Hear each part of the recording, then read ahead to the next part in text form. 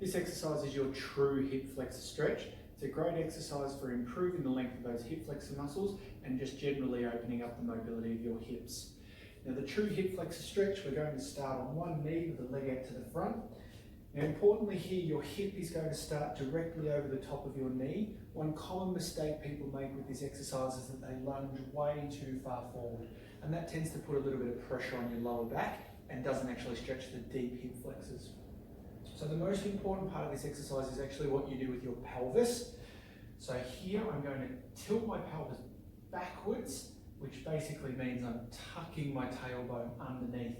Just by doing that, not moving anything else, you should get a nice bit of stretch at the front of the thigh and the front of the hip. Now keeping that tuck and not losing it, I'm going to bring my hips and shoulders forward together. And you'll see there that I'm now quite limited with how far forward I can go because I've kept that tuck. And this should feel like a nice stretch across the front of your hip. Then the last part, hand goes up above your head and I'm leaning away from the side that I'm stretching. Keeping that pelvic tilt, 5 big deep breaths into this side of the rib cage.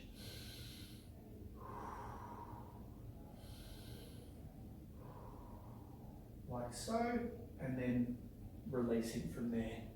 And that is your true hip flexor stretch.